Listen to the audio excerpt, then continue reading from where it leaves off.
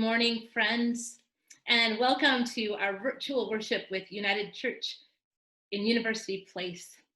To all our friends in Christ, God is love all the time, and all the time, God is love. Thank you for choosing to take time this morning to connect with God and this community of faith today on this second Sunday after Christmas, this 10th day of Christmas, when people have already started to take down their Christmas decorations, guilty, and put the crèche away before the Magi even have a chance to visit the baby Jesus. Before Jesus is presented in the temple on the 40th day, which on our calendars is known as Groundhog's Day, February 2nd. I know some of you keep your crèche up until February or even till Valentine's Day. In some religious settings, February 2nd, Groundhog's Day, is known as Candlemas Day, the presentation of Jesus in the temple, where our focus is today. When we got onto Zoom this morning, Neil said, "Boy, I haven't seen anybody since last year." We've turned a page to a new year, and many are eager to leave 2020 behind and look to the fresh start and the hope a new year can bring.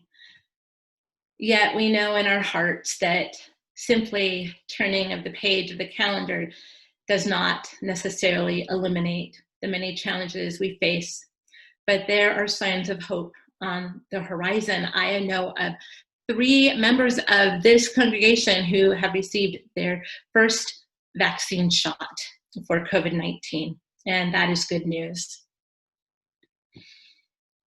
And so we gather with this community of faith to be in solidarity and hope with one another, and to be reminded of why we are here and to whom we belong. During our worship this morning, we will be singing words from a poem written by philosopher, theologian, and civil rights leader Howard Thurman. It's called The Work of Christmas.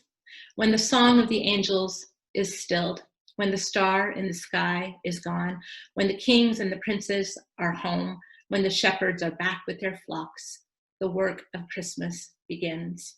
To find the lost, to heal the broken, to feed the hungry, to release the prisoner, to rebuild the nations, to bring peace among the people, to make music in the heart.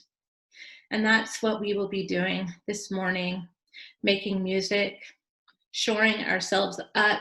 We will be taking part in Holy Communion. So some of you have already brought your elements to your worship space this morning. And if you haven't, sneak out and just find whatever you might have in your pantry to celebrate Holy Communion this morning. We trust that God will bless all of the elements that are present with us this day.